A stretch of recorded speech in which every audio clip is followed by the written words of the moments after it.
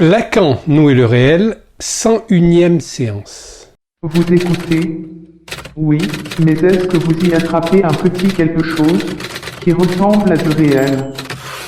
Dans la difficile tâche de vous faire entendre ce soir, disons, quelque chose. On entend? On n'entend pas. Et comme ça, entend-on. Ça va? Donc dans un premier temps, bien sûr, il s'agit de faire notre mea culpa. Ce n'est pas tant par une sorte d'obédience mystique ou je ne sais quoi, mais imaginez un peu que les gens fassent leur mea culpa, comme ça changerait le monde. Hein? Si par exemple tous les crétins qui ont cru au Covid et à ces choses-là disaient, je parle bien sûr des gens intelligents, c'est-à-dire les philosophes comme Slavoj Žižek par exemple, ils disaient ben oui, je me suis planté, j'ai pesté contre les conspirationnistes, les complotistes, mais tout ça en fait c'est tout simplement ce qui se passe depuis la nuit des temps. Il y a toujours eu une société qui est voué au totalitarisme, puisque il s'agit pour n'importe quelle communauté de savoir qui sont ses membres et de pouvoir les contrôler. C'est évident. Donc, le total, la totalité, aujourd'hui, elle a été montée en exergue par l'appel à la technique. Vous savez que si il manque un seul bit sur une image, elle ne s'ouvre pas. Il faut que ce soit total, c'est totalitaire. Donc le totalitarisme, c'est ça, c'est appartenir corps et âme à un État. Mais non, nous n'appartenons pas corps et âme à un État.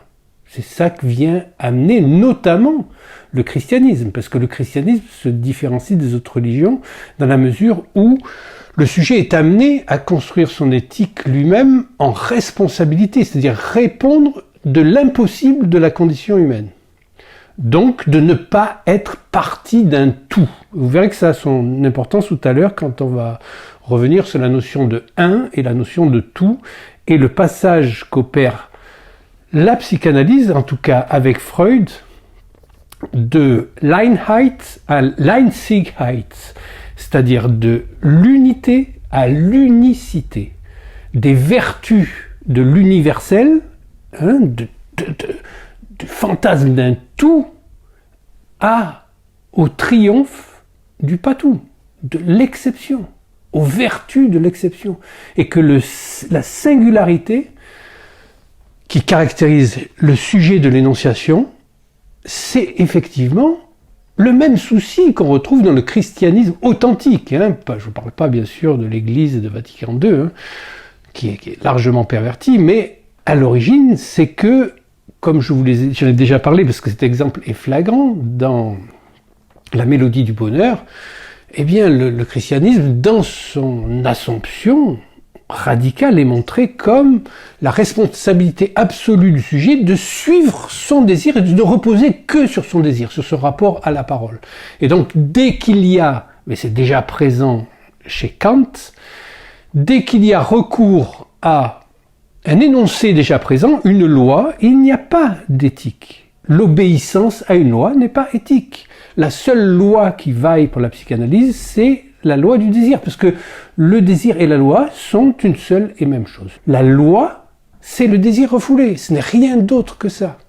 Donc nous devons arriver à nous situer dans une dialectique, et vous allez voir qu'à la fin de cette séance, normalement, nous aurions dû aborder, je suis prudent parce que c'est quand même assez difficile, la dialectique du désir et de l'amour, et que là, on va pouvoir accéder à quelque chose de l'ordre de l'implication du sujet, sa implication avec son corps, comme c'est le cas en analyse, de sa position d'énonciation. C'est-à-dire une énonciation, ce n'est pas un énoncé. L'énonciation, c'est le réel de l'énoncé. Donc, je parle de ce mea culpa, bien sûr, c'est par rapport à la fameuse histoire de Kevin de la dernière fois, puisque, bien sûr, Kevin, c'est moi aussi, c'est nous. Étant donné que l'histoire que je vous ai racontée la dernière fois, vous y avez cru, eh bien, c'est pas ça non plus, parce que bien sûr, Ramsay, qui est très diligent, est allé chercher toutes les occurrences de cette formulation problématique du mot comme meurtre de la chose, et il est allé les vérifier avec ce qu'on appelle aujourd'hui l'IA, c'est-à-dire l'intelligence artificielle. Alors il en a combiné plusieurs. Il a mis des possibilités de contrôle de l'une à l'autre pour pas trop se faire balader, et malgré tout, donc, bien sûr, il est allé acheter les livres, dans lesquels, soi-disant, était le poème de Heine. C'est tellement vrai. Eh bien non, c'est pas vrai. Donc on n'est pas arrivé. Alors chaque fois, il avait de nouvelles questions en disant « Mais tu m'as trompé, tu m'envoies sur un poème de Heinrich Heine, traduit dans un premier temps, puis traduit dans un deuxième temps par Gérard Nerval. » Et c'est vrai que c'est très tentant, puisque Heine, c'est peut-être le plus français des Allemands, celui qui maîtrise le mieux la langue française et celui dont l'esprit est le plus congruent avec l'esprit de la langue française. Et Nerval, c'est celui qui traduit Goethe, donc c'est quand même le poète qui sait le mieux y faire avec les nuances de la langue allemande transcrites dans la langue française. Eh bien, tout ça est faux. Donc, ça m'a été d'ailleurs signalé.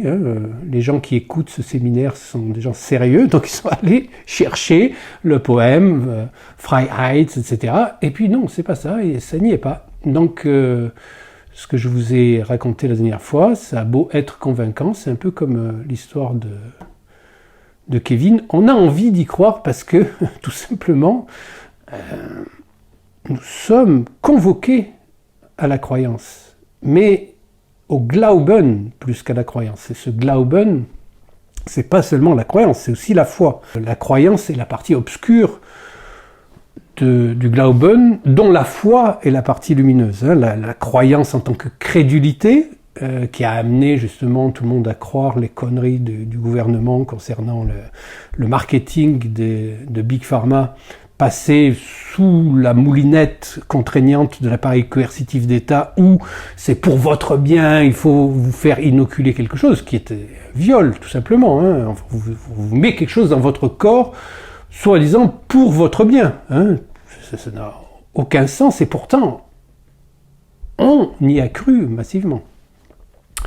Eh bien, aujourd'hui, si certains osaient, bien sûr, c'est plus difficile d'admettre qu'on a été dupé comme ça que de se tromper. Donc, d'avoir été dupé, c'est quelque chose qui est honteux pour le narcissisme. Et pourtant, vous vous rendez compte le bénéfice qu'il y aurait à ce que certains grands esprits aujourd'hui reconnaissent avoir été dupés? Ça changerait tout dans les coordonnées du monde actuel. Et pourtant, personne ne le fait. Enfin, il y en a quelques-uns qui l'ont fait, mais ils sont marginaux. Et puis tout de suite, les communications ont été effacées. Parce que justement, le rôle de la propagande, c'est ça. C'est de faire croire. Et nous sommes appelés à croire, tout simplement, parce que si nous ne croyions pas, avec un I après le Y, nous serions du côté de la paranoïa.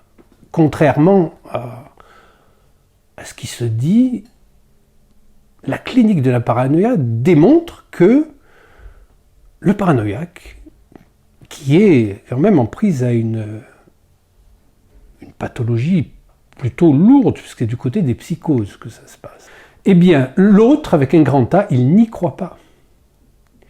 C'est-à-dire la première instance de la parole à laquelle le sujet doit s'accrocher par son croire, lui est refusée.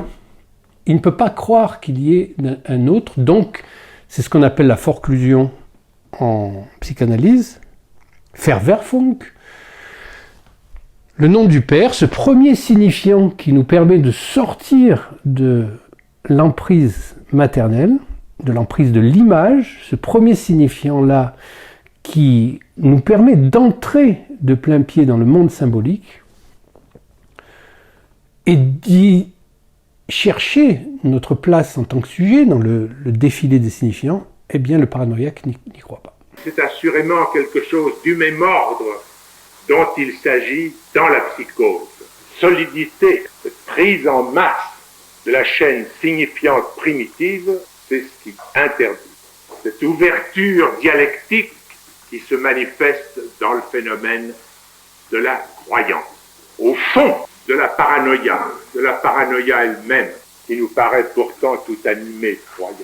Au fond règne ce phénomène de l'Unglauben, qui n'est pas le n'y pas croire, mais l'absence d'un des termes de la croyance, de cet endroit où se désigne la division du sujet.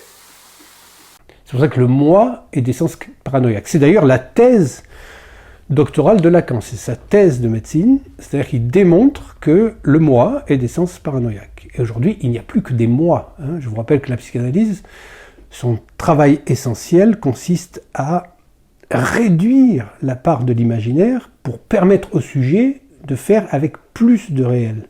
Donc, il s'agit de réduire le moi.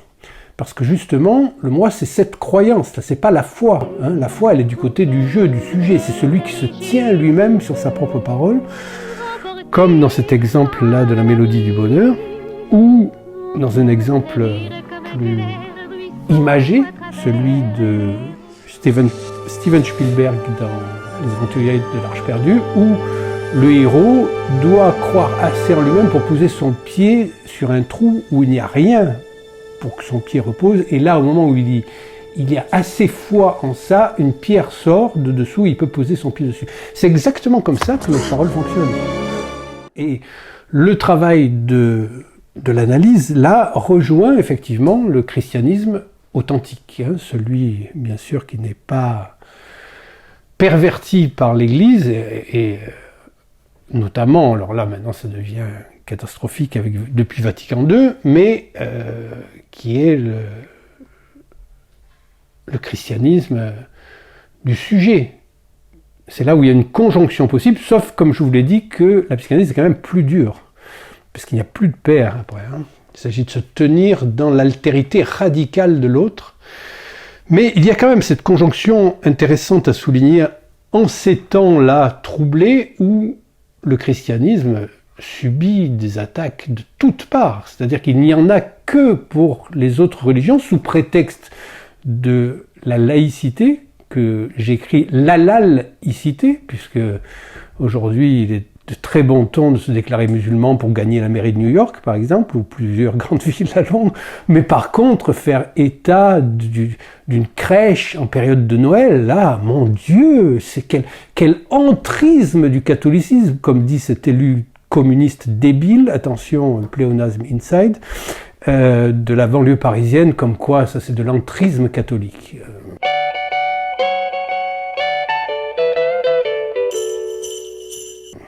On croit rêver, et pourtant c'est ça en ce moment. Donc il est temps de réhabiliter certaines choses, et notamment le côté subversif du christianisme authentique, qui fout en l'air bien sûr le dogme ecclésial tel qu'il se présente aujourd'hui. Donc, mea culpa, je me suis fait bluffer autant que vous, bien que j'ai pris mes précautions parce que je suis habitué, donc j'ai tout fait reporter sur Ramsay, j'ai dit c'est pas moi qui ai cherché. C'est Ramsay qui est allé... Mais évidemment, lui, il est honnête. Donc, quand il a vu que dans les livres, ça n'y était pas, il a dit, mais alors, c'est quoi cette histoire d'intelligence artificielle? Mais l'intelligence artificielle, c'est pareil. 2 petits mots là-dessus. C'est quand même un outil. Et donc, ça veut dire que il appartient à ceux qui le créent, l'outil. Donc, c'est quand même au service du discours dominant. C'est au service de la totalité. C'est quelque chose qui est de l'ordre de l'informatique, donc du tout. C'est numérique, c'est 1 ou 0, 0 ou 1, et s'il manque un 1 ou un 0, le fichier ne s'ouvre pas. Donc c'est ça le tout, la totalité, le totalitarisme, c'est ça.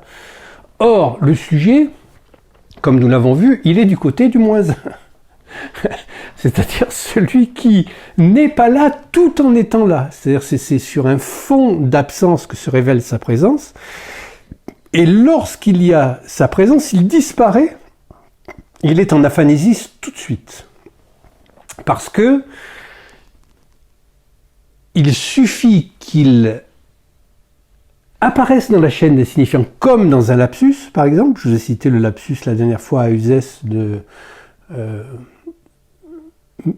m'irriter ou mériter sa mère. Donc là, dans ce petit écart-là, dans l'espace d'un laps, comme dit Lacan, l'espace d'un lapsus, il y a cet écart entre sujet de l'énoncé et sujet de l'énonciation. Voici conduit à ce titre qu'un corps peut être sans fil, le fait, ou l'autre quel qu'il soit qui ici joue le rôle, la fonction de la place de la jouissance, mais qu'on même nommer Dieu sans figure, c'est bien le cas, mais néanmoins pas saisissable, sinon en tant que corps. Qu'est-ce qu'il y a un corps qui n'existe pas? Réponse, le grand homme. Et si nous y croyons à ce grand homme, il a un corps inéliminable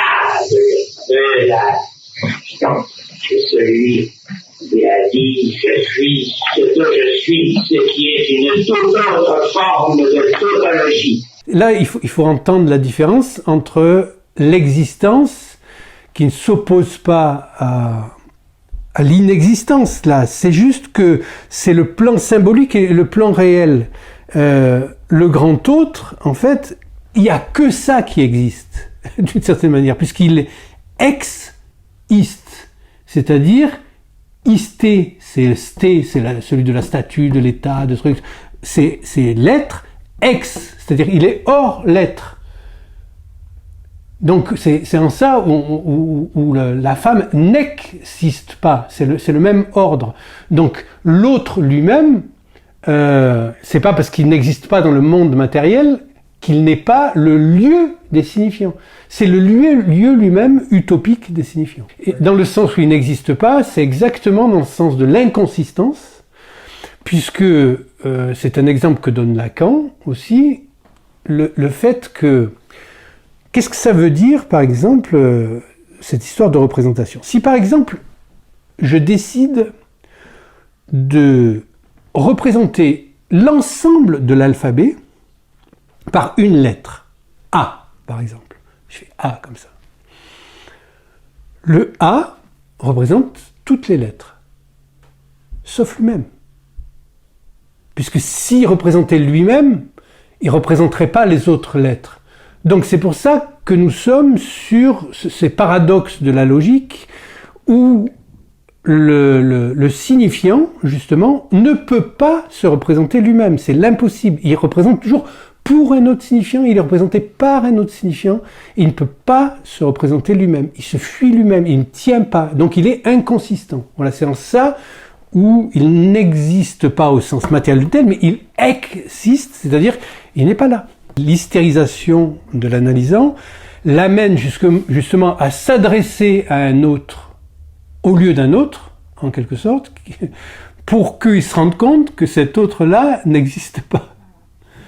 Bien sûr. Et donc il se retrouve après avec, dans le cadre de la destitution subjective, l'effondrement de son langage. Et c'est là où il y a une possibilité de passe, justement, de l'autre côté du miroir. La réciprocité, pour tout dire, entre le sujet et l'objet de Tita est totale. Pour tout être parlant, la cause de son désir est strictement, quant à la structure, équivalente, si je puis dire, à sa pliure, à ce que j'ai appelé sa division de sujet. Et c'est bien ce qui nous explique que si longtemps le sujet a pu croire que le monde savait autant que lui ce qu'il est symétrique, c'est que le monde, ce que j'ai appelé la dernière fois une pensée, c'est l'équivalent. C'est l'image en miroir de la pensée. Évidemment, l'instance qui compte, c'est le sujet de l'énonciation. Mais à peine est-il repéré par le signifiant qui disparaît derrière, puisque la technique analytique a démontré que le signifiant était là pour représenter un sujet,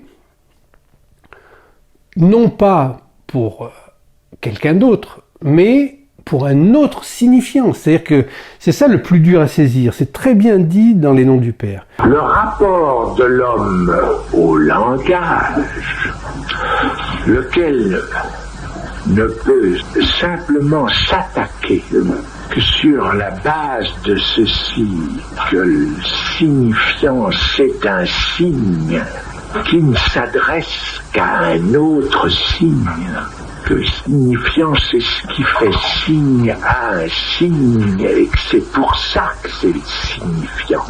Ça n'a rien à faire avec la communication à quelqu'un d'autre. Ça détermine un sujet.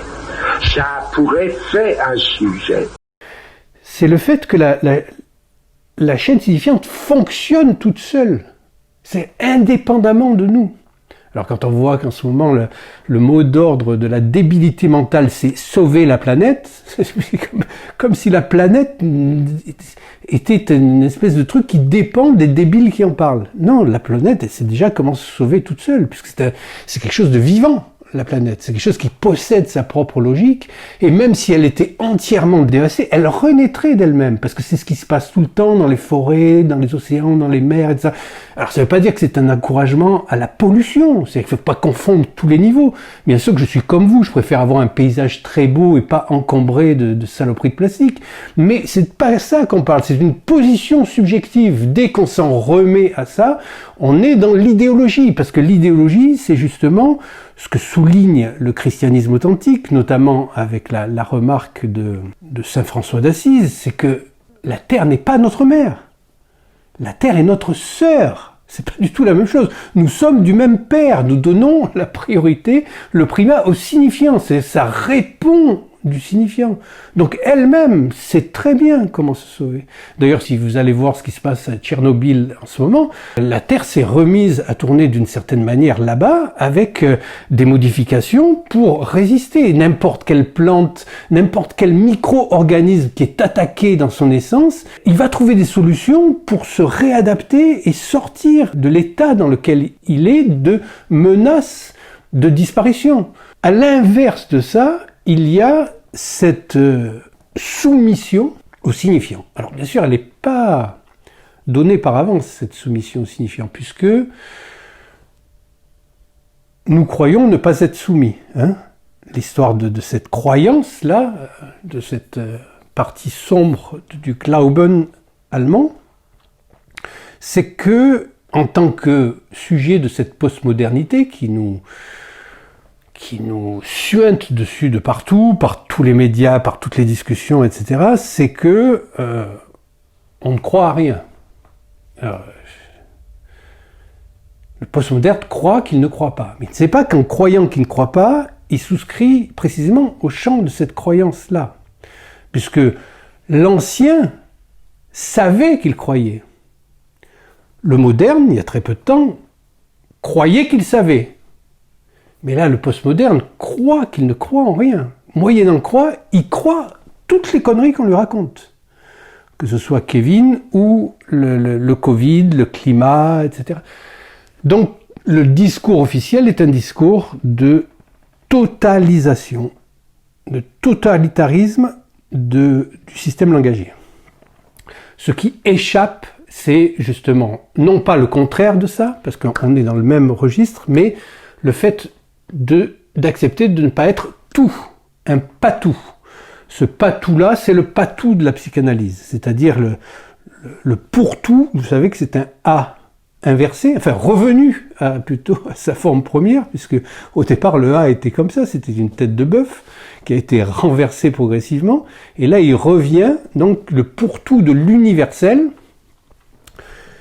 c'est justement ce que démontre Lacan en relisant Kant et Hegel. Alors là, il est vraiment très drôle parce que après avoir relu la critique de la raison pratique, qui est seconde, il est revenu sur la critique de la raison pure. Et la critique de la raison pure, il en dit, tout de même, il faut vraiment être... Enfin, il ne dit pas comme ça, parce que lui, il est plus poli et gentil que moi, mais il faut être vraiment un con d'universitaire pour ramener quelque chose qui est de l'ordre d'un bouquin érotique, la critique de la raison pure, à un manifeste aussi ennuyeux et poussiéreux que ce qu'en ont fait les universitaires.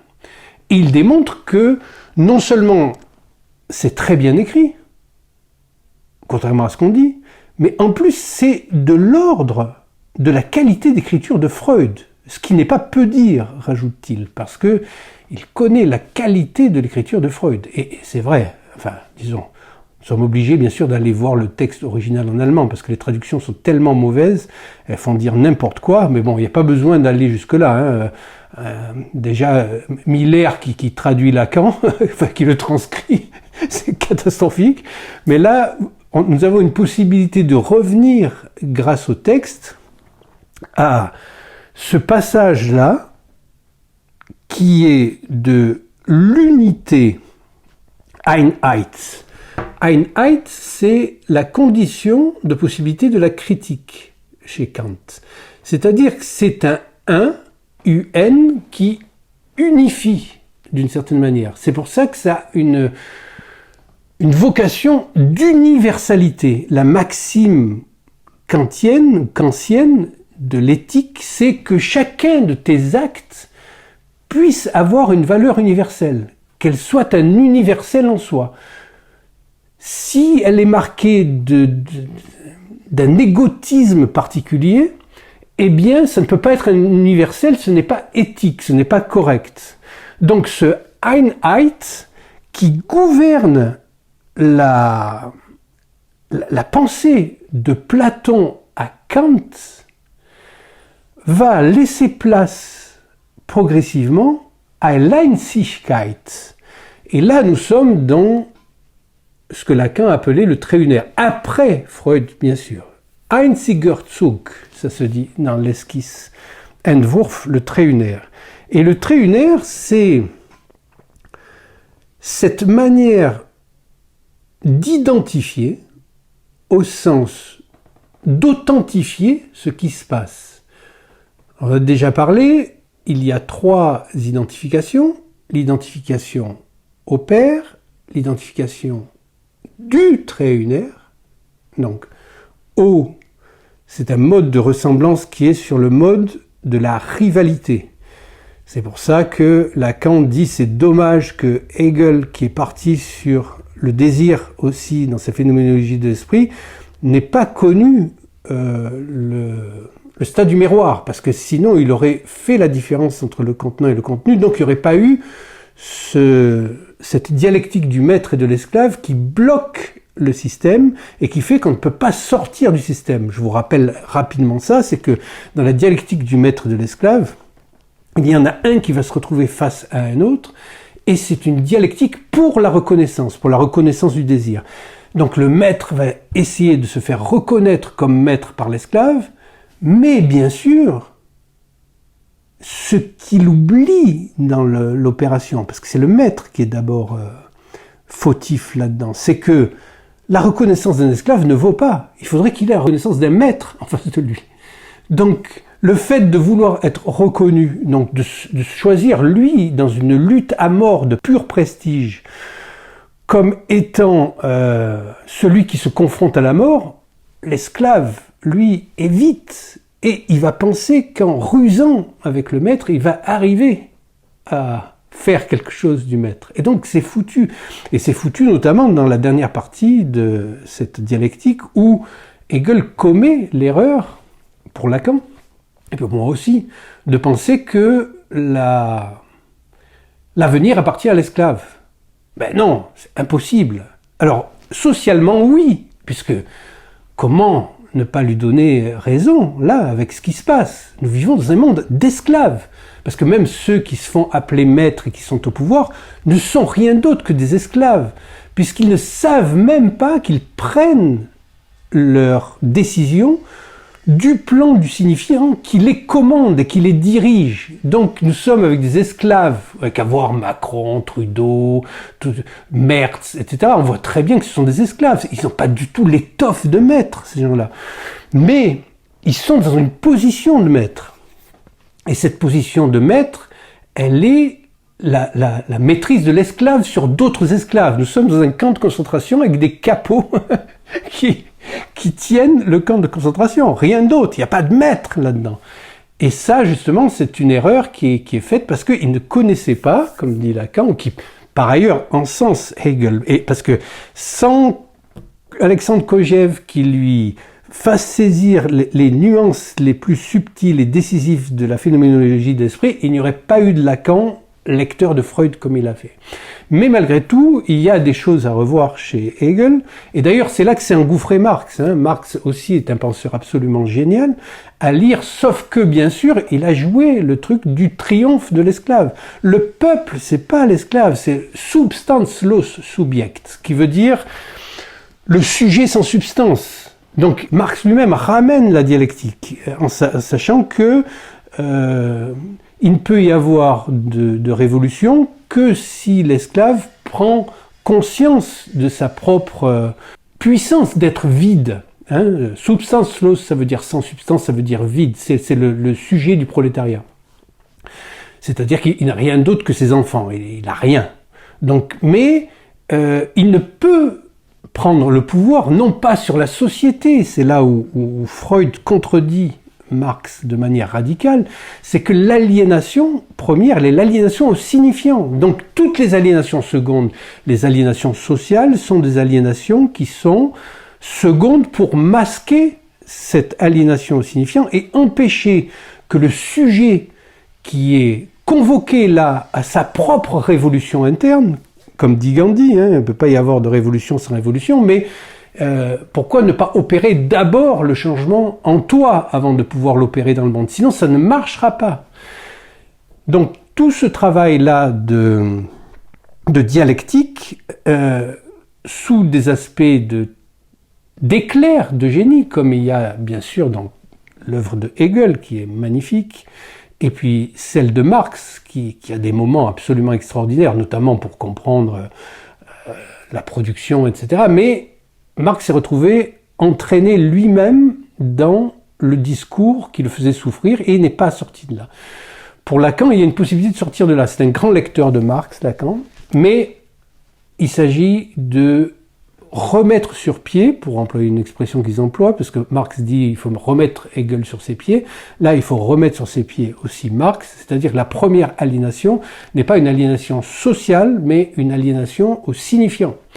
Et que de se focaliser sur le social, ça permet d'éviter la confrontation au signifiant, mais il n'y a que cette confrontation au signifiant qui vaille. Donc, d'une certaine manière, la psychanalyse remet les choses à l'endroit, sauf que, bien sûr, ça ne peut pas être une révolution au sens de l'Einheit, ça ne peut être que de l'Einzigkeit, c'est-à-dire de l'unicité. C'est une science du particulier, c'est un par un. Il ne peut pas y avoir de collectif comme ça, comme il n'y a pas de collectif de psychanalystes. Tout ça, c'est du flan, ça ne marche pas. Il n'y a qu'à voir les psychanalystes quand ils se réunissent. On dirait un congrès de morts-vivants. Donc, j'ai assisté une fois à ça, à la Maison de l'Amérique latine. Là, il y avait une troupe de psychanalystes, je me serais cru dans le clip Thriller de Michael Jackson, quoi. Ça n'a rien à voir avec ça. Ça ne peut pas être collectif. Voilà. Le collectif et le sujet de l'individuel, ça veut dire que ça passe d'abord par une révolution psychique, une révolution pour chacun.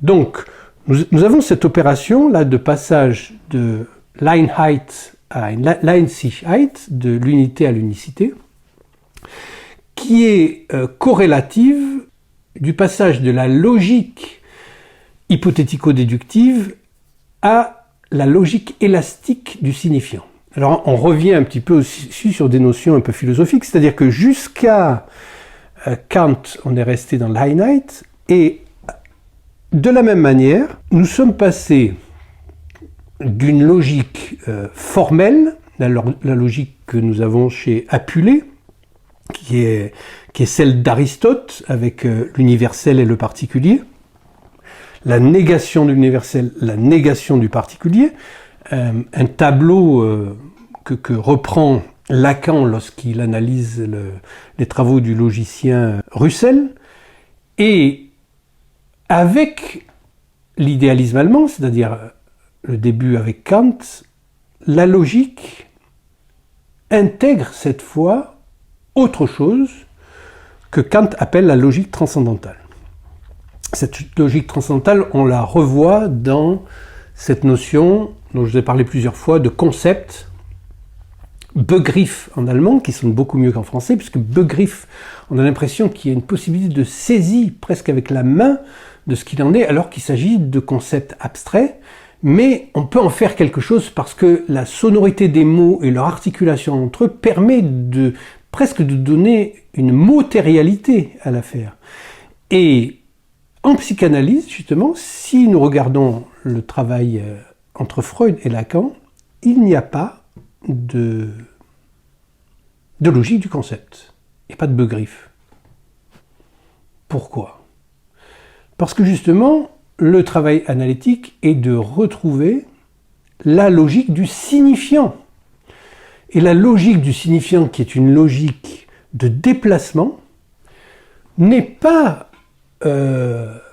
peut pas se soumettre, est irréductible à la logique du concept comme à la logique formelle. Donc Lacan l'appelle logique élastique. On peut avoir une idée de cette élasticité dans l'interprétation des rêves de Freud, où il y a 3 manières dont se présente le signifiant dans le rêve, comme étant transposé. Donc ça c'est le fameux « qui que soit cette femme dans mon rêve, ce n'est pas ma mère », c'est-à-dire qu'il y a une transposition ou une inversion, c'est-à-dire on rêve que quelqu'un A agit sur B, et en fait c'est B qui agit sur A, donc il y a une transposition-inversion. Il y a le déplacement, la métonymie, et il y a la condensation, la métaphore, avec la substitution d'un signifiant à un autre signifiant. Ça veut dire que chaque parole qu'un analysant énonce est toujours soumise à ces 3 registres. Donc c'est une logique élastique. C'est pour ça que Lacan va fonder la topologie, parce que la topologie, c'est justement cette élasticité de la logique qui fait qu'elle n'est pas formelle, elle n'est pas cristallisée et figée. Les signifiants sont toujours en mouvement. Donc même dans les discours, vous avez ce mouvement, l'évogire et dextrogire, qui fait que le sujet change de place, comme le signifiant maître, etc. Nous sommes dans une mobilité et une fluidité de la parole, une plasticité de la parole, et cette plasticité-là, elle est exemplifiée par la plasticité de l'embryogénèse, je vous en ai déjà parlé il y a quelque temps, c'est-à-dire le fait que l'embryon passe du stade de la morula, la gastrula, etc., et puis va épouser toutes les formes. Vous savez que quand nous sommes un petit embryon, nous avons une queue comme un dinosaure, etc., et jusqu'à donner un être humain. Donc cette plasticité-là, cette possibilité plastique se retrouve bien sûr dans la parole elle-même, qui dès qu'elle est réduite à juste une logique hypothético-déductive purement formelle, ne fonctionne, enfin ça fonctionne pour faire tourner un moteur, mais dès qu'il s'agit de parler d'inconscient, ça marche plus du tout, puisque l'inconscient, lui, il est tout le temps en mouvement, et puis en plus, c'est quelque chose qui bat comme un cœur. Donc vous êtes toujours soumis à ce battement de l'inconscient qui s'ouvre et se ferme. Il y a une sorte de béance de l'inconscient, et donc pour accéder à l'inconscient, nous devons nous réconcilier avec une logique qui n'est pas contradictoire aux logiques anciennes. Psychanalyste, c'est du signe que je suis avec. S'il me signale quelque chose que j'ai à traiter, je sais d'avoir à la logique du signifiant trouvé à rompre le leurre du signe, que ce quelque chose est la division du sujet, laquelle division tient à ce que l'autre soit ce qui fait signifiant.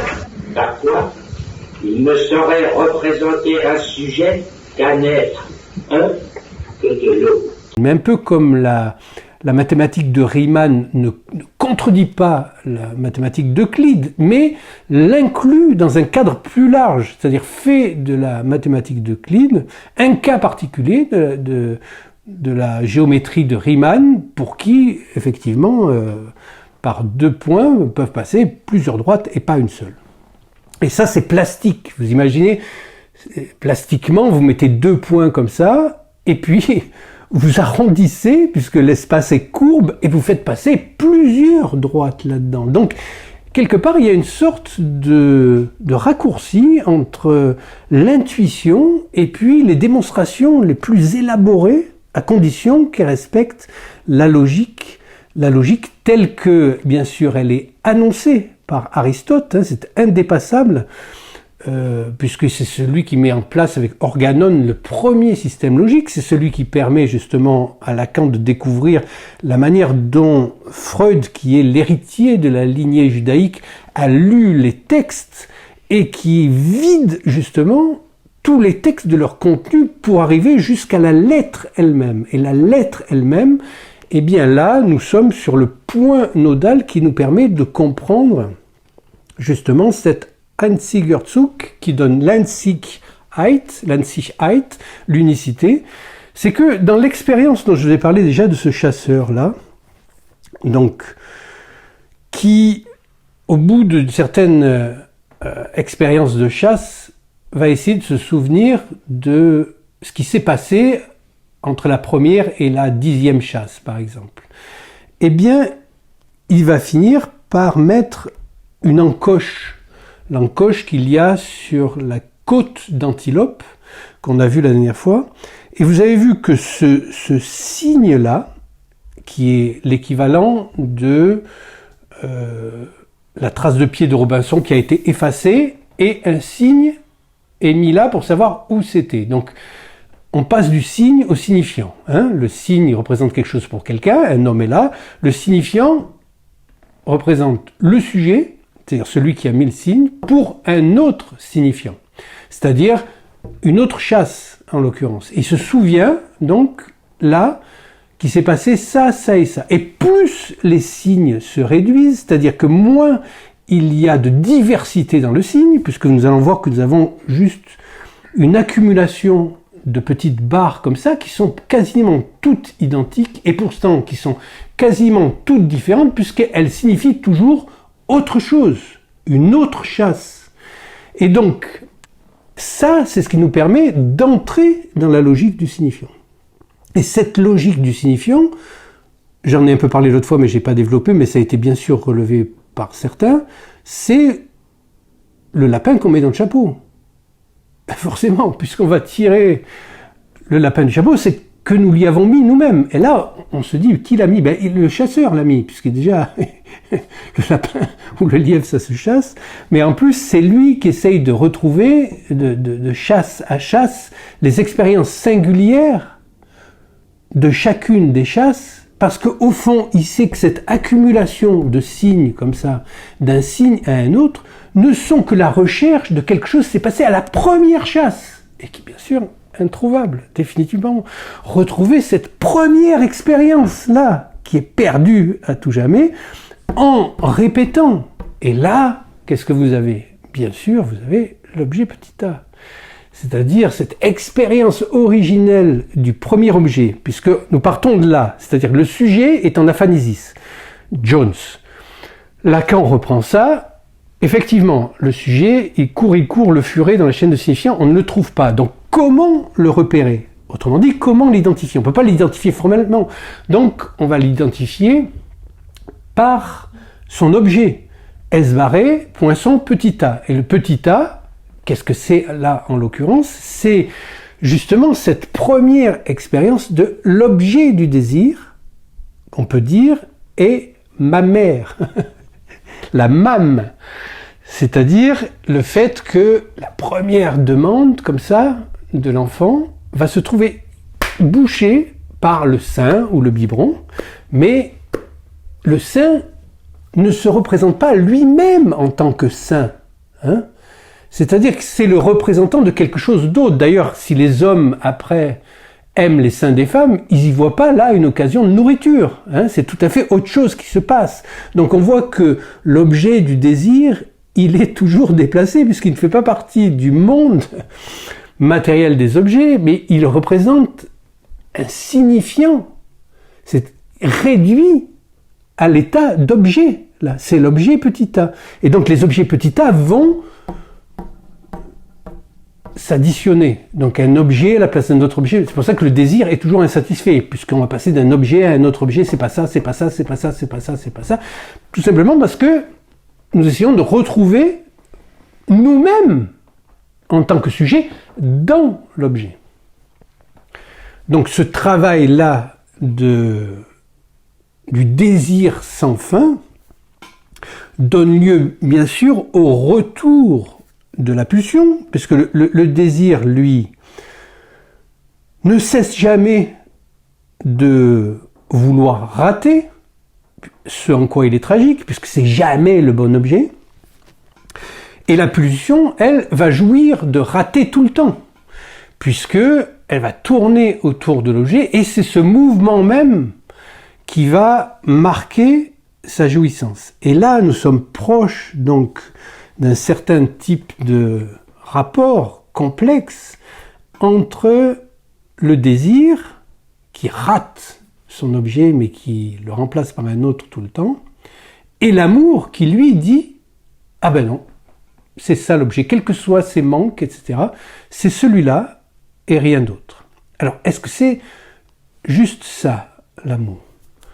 C'est là où nous sommes convoqués à revenir un petit peu quelques séminaires en arrière, c'est-à-dire la lecture que nous avons faite du banquet de Platon. Et nous avons vu qu'à ce moment-là, se déploie dans un texte d'une richesse infinie et qui a traversé les siècles pour nous rester accessible, évidemment qui donne lieu à une théologie. On ne va pas en faire une théologie. On va essayer, grâce à l'expérience analytique, puisque maintenant l'expérience analytique a plus d'un siècle, d'en faire autre chose qu'une théologie.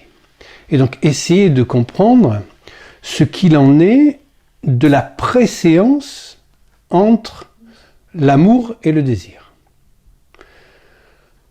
Il a été appelé par Lacan triomphe de l'amour ou miracle de l'amour, le fait que l'éroménos se transmute en érastès. Autrement dit, que celui qui est objet de désir, je vous rappelle que le désir crée tout de suite un déséquilibre, une asymétrie radicale entre éroménos, celui qui est l'objet du désir, et érastès, celui qui est le désirant, c'est-à-dire, on peut dire l'objet d'amour et l'amant, là, puisque désir et amour ne sont pas correctement distingués. Il faut tout le banquet de Platon pour distinguer ce qu'il en est de l'amour et du désir. Donc c'est là où ça devient très complexe, parce que ce qui provoque le désir de l'amant, on va l'appeler comme ça, c'est quelque chose que l'amant lui-même voit dans l'aimé, puisque ça s'appelle Eros. Donc Eros, c'est le désir-amour, c'est l'amour-désir, c'est la part de l'amour qui est la plus intriquée avec le désir. Il n'y a pas encore de discordance. On peut dire que l'agapé, où il y a une dissociation radicale de l'amour et du désir, puisque il n'y a plus à ce moment-là de possibilité de fantasmer l'objet, en quelque sorte. C'est-à-dire que l'amour christique ou l'amour analytique, c'est d'aimer l'autre dans son altérité radicale, de telle manière qu'il aille lui-même vers son désir. Vous vous souvenez la petite montagne avec le socle bleu, le socle blanc, là, c'est-à-dire la pulsion scopique. C'est-à-dire que vous regardez comme ça, et puis hop, quelque chose attire votre attention. Sur ce qui attire votre attention là, il y a votre propre projection désirante. Donc ça attire votre attention parce que vous y voyez quelque chose de vous-même là-dedans. Ce que vous aimez, c'est vous-même là-dedans. Et ensuite, on enlève le socle du moi-même, c'est-à-dire toute la partie du narcissisme de Freud, où, au fond, nous n'aimons que nous-mêmes à travers les autres. Je vous souvenez de la chanson c'est moi que j'aime à travers vous, là, de Scholtes, que je vous avais repassé, parce qu'au fond, c'est ce de quoi nous devons rendre compte a priori concernant le sujet, sinon ça devient inextricable ces histoires d'amour. Donc, Érastès aime quelque chose dans l'autre qui est lui-même, et évidemment, Éroménos, il a deux possibilités. Soit il s'identifie à l'objet que l'autre aime à travers lui, ce en quoi il le trompe, soit il refuse de s'identifier. C'est-à-dire qu'il ne joue pas le jeu de se prendre pour l'objet que l'autre désire. Ce qui va accroître l'amour de l'autre, paradoxalement. Et accroître son désir. Et la vraie métaphore de l'amour, le triomphe de l'amour pour Lacan, c'est ce renversement où il explique que, bien sûr, contrairement à ce qu'on croit quand on lit de manière hâtive, ou qu'on lit mal, ou qu'on apprend à l'école, ou au collège, ou au lycée, ce qui revient au même de mal apprendre, donc que entre Achille et Patrocle, c'est pas ce qu'on croit. C'est-à-dire que c'était Achille et Roménos. C'était pas Patrocle. Donc le renversement a lieu quand Hector tue Patrocle, et que Achille, fou de douleur, malgré les avertissements de sa mère, Thétis, qui l'enjoint de ne pas y aller, il va aller tuer Hector. Donc, là, le miracle de l'amour, c'est Éroménos qui sacrifie sa propre vie pour Érastès, c'est-à-dire l'amant. Et ça a un sens précis, c'est que le désir, c'est ce qui rend désirant. Donc, ce que nous désirons dans l'autre, ce n'est pas le désirable, mais le désirant lui-même. Je te désire, même si je ne le sais pas. Si ceci était visible, qu'est-ce que je dirais par là? Je dis à l'autre que le désirant, sans le savoir, sans doute, toujours sans le savoir, je le prends pour l'objet à moi-même inconnu de mon désir. C'est-à-dire, dans notre conception à nous du désir, que je l'identifie, que je t'identifie, toi à qui je parle, toi-même, à l'objet qui te manque à toi-même. C'est-à-dire que par ce circuit où je suis obligé pour atteindre l'objet de mon désir, j'accomplis justement pour lui ce qu'il cherche. C'est bien ainsi, innocemment ou pas, si je prends ce détour, l'autre, comme tel, objet ici, observez-le, de mon amour, tombera forcément dans mes rêves. C'est-à-dire que la puissance désirante, donc dans le corps de l'autre que nous trouvons, c'est ce que nous désirons, c'est ce qui lui manque, c'est-à-dire nous-mêmes. La différence entre l'amour et le désir, comme dit Lacan, c'est que nous sommes sujets du désir, mais de l'amour, nous en sommes la victime. Et là, aujourd'hui, on ne peut plus entendre ça. Et pourtant, du temps des Grecs, tout le monde le savait. Aphrodite touchait quelqu'un, il était victime de l'amour. Donc, cette petite remarque-là ouvre à tout le biologisme de Freud. C'est d'une certaine manière, l'amour, bien qu'il dépende d'une grâce divine, il est d'ordre naturel.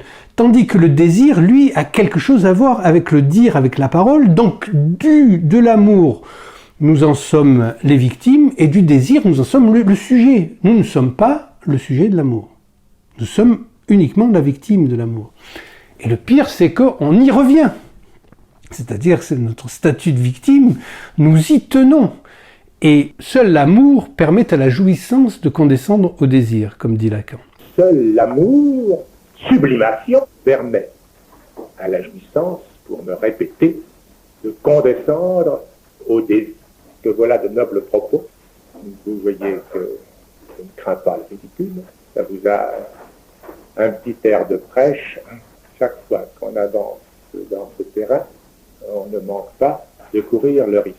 Mais il me semble tout de même que pour bien rire, vous preniez votre temps. C'est-à-dire que, au fond, si je me rends compte que ce que je désire en l'autre, c'est moi-même, alors à ce moment-là, le désir chute. Je l'aime. je vous renvoie là au texte magnifique qu'il y a dans l'acte analytique qui s'appelle « Le chalet de montagne ». Ça se présente comme ça, un homme arrive dans un chalet de montagne, là il y a une très belle femme, la question est « est-ce qu'il baise ?» Pourquoi? Alors là explique Lacan, c'est pas ce que vous croyez, c'est-à-dire que il va démonter le mécanisme et montrer que là où l'homme croit désirer, en vérité, il aime, et la femme, là où elle croit aimer, en vérité, elle désire. Et ça renvoie à une différence sexuelle entre les hommes et les femmes qui est absolument radicale et qui est incomblable par quoi que ce soit, puisque c'est le signifiant qui décide ça. C'est pas les objets, des attributs génitaux qui vont avoir du sens là-dedans. C'est la découpe déjà opérée par le signifiant sur le corps.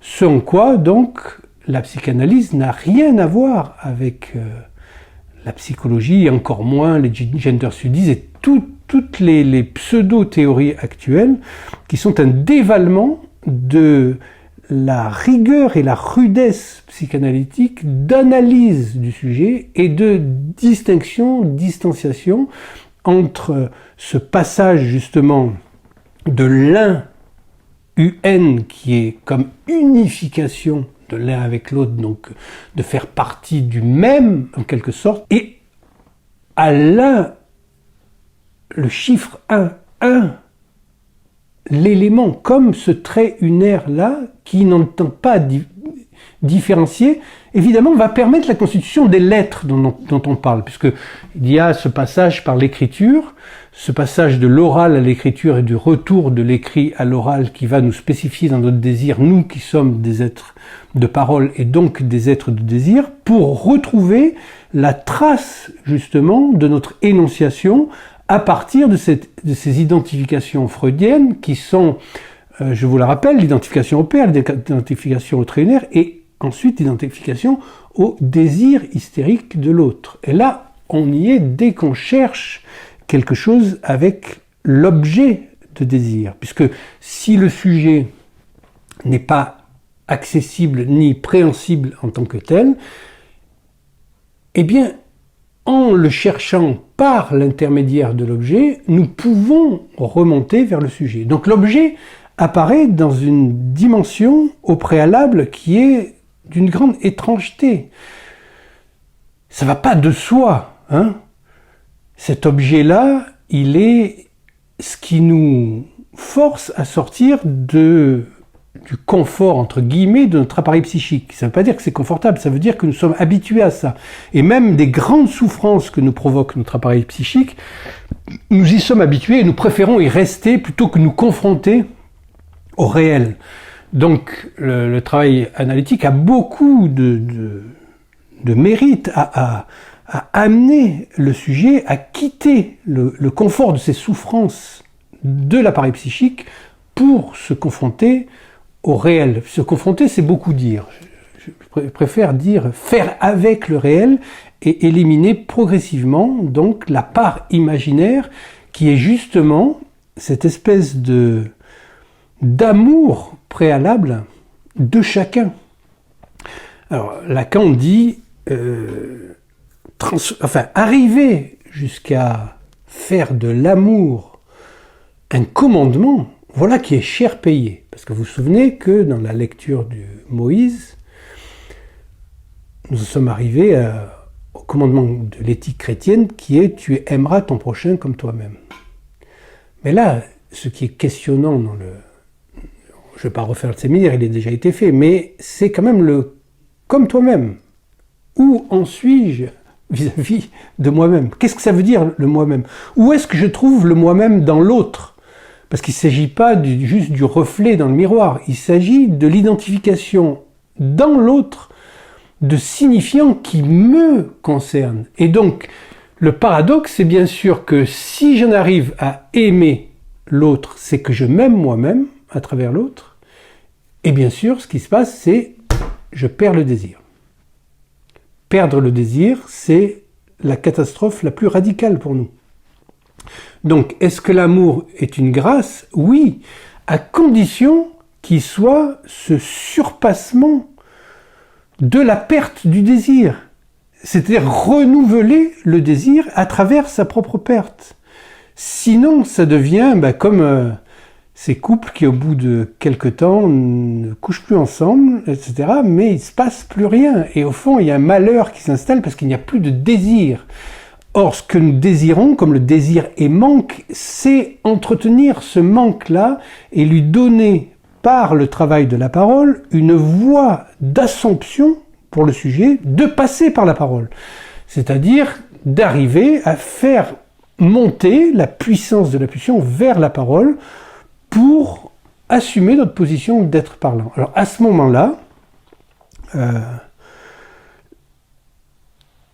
l'amour permet à la jouissance de condescendre au désir. Cette dialectique donc de la jouissance, de faire partie d'un global, une société, un État, tous ces trucs-là, une communauté, de faire partie de quelque chose de plus grand, c'est la jouissance. La séparation, c'est le désir, c'est-à-dire vivre du manque de ça, se situer par rapport à ce manque et vivre par rapport à ce manque-là. Donc il y a une possibilité de résoudre ça par l'amour, mais cette fois c'est pas un amour qui est impuissant, justement. C'est un amour qui permet de... C'est l'amour infini dont parle Jacqueline Kellen quand elle fait son magnifique livre sur Marie-Madeleine, de renouveler les possibilités du désir en tant que désinence du dire dans la tradition du christianisme subversif, authentique, qui est de nous acheminer vers la parole. Là, à ce moment-là, l'amour n'est pas une fatalité et dont nous sommes la victime, puisque nous reprenons à notre compte à partir de notre désir. Donc c'est comme si l'amour existait toujours d'abord, un peu comme une sorte de réel, c'est ce que dit le Christ. Il vient pas opposer l'amour à la loi juive. Il dit que l'amour est la loi juive qui n'a pas été nommée. Donc ça existe déjà, mais nous devons le trouver nous-mêmes par notre travail sur le désir, d'assumer notre désir dans le jeu des signifiants de telle manière à ce que nous récupérions dans un arthrag, après coup, l'amour comme sublimation du désir. Et là, nous sommes effectivement dans le banquet de Platon, c'est-à-dire que Socrate n'a pas besoin de coucher avec Alcibiade. Mais il ne craint pas Alcibiade, il y va, et par 2 fois il va dans son lit, etc. Mais il sait que c'est ailleurs. Alors est-ce que c'est un point idéal ou est-ce qu'il est atteignable ? Ça, chacun de faire l'expérience. Il n'y a pas de loi, justement, il n'y a pas de règle sur ce plan-là, puisque chacun de vous est censé amener ses capacités de désir, donc de dire jusqu'au point où il est possible de sublimer l'amour.